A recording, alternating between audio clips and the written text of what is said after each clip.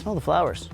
Ah, those are gonna look nice in there. What's up, guys? I'm gonna take these dirty old pallets that I found on the side of the road and I'm gonna turn them into beautiful planters and gardens. You guys, anyone can do this. It's not hard. It's really actually very easy. These, free. They came off the side of the road. You can almost go to any store. Their stuff is delivered on pallets, then they throw those pallets away. Anyone can do this. I'm about to do it. You're gonna see me do it.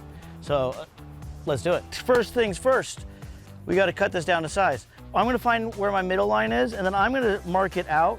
I like to do that so that I have something to follow with my saw so that I'm not just eyeing it. Now remember, you have to account for the width of the blade, right?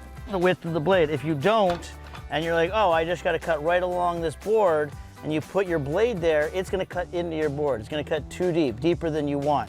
You're gonna wanna get yourself a nice little, circular saw like this. If you don't own one, you can rent one at your local home improvement store. You're also gonna wanna have a hammer. A lot of these nails, they're just kind of haphazardly put in there. So you just gotta knock them down. You don't wanna hit them too hard, you don't wanna crack. Again, it's not top quality wood. This is just a fun way to repurpose pallets without, throwing them away. And you know what, you're gonna be proud when you tell your friends, I built that. Those herbs that you're eating off your pizza or your pasta or whatever, they came from my garden. Your garden, our garden. Boom, let's do this. All right, guys, remember, safety glasses, key, all right? This is not the best wood. Splinters could come shooting up. You definitely don't want one of those in your eye. It's so easy to put on safety glasses. Okay, so we have cut down our pallet. It's now half the size, and we're gonna have 1, 2, 3, 4 boxes in which to plant in. You could do something with the top if you wanted to. I'm not going to. I'm now gonna wrap the entire thing with this fabric, with this lawn cloth, this weed control. This is your tool. This is your weapon of choice.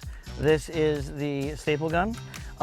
It shoots all different types of staples. We're going to be using 1/2-inch staples today. All right, so there's a couple different ways that you can use your weed membrane. I am going to fold mine over so it's a little thicker. I'm gonna cover the back. I have to trim it down a little bit. This allows for the soil to be inside their little pots, their little cubbies, but not leaching into your house or leaching into the wall or leaching into whatever's behind it. It's a good thing I've done so many George the Rescue bed folds. I really know how to get around here, get these edges. Now that I have my weed barrier in, I am going to put some reinforcement here at the base in the form of this chicken wire. Chicken wire, you might want to wear gloves if you're going to be working with chicken wire. It is wire. I realize I am not wearing gloves, but that doesn't mean, as I tell my kids, do as I say, not as I do. So we're going to measure this off. We're going to give it just kind of an eyeball at first. I'm going to cut right above that square though. Now that I've cut my chicken wire to size, I'm going to staple it to the base of my pallet. And I'm probably going to repeat all the way up, so it's going to be a nice little base along with the weed barrier for my plant's little home.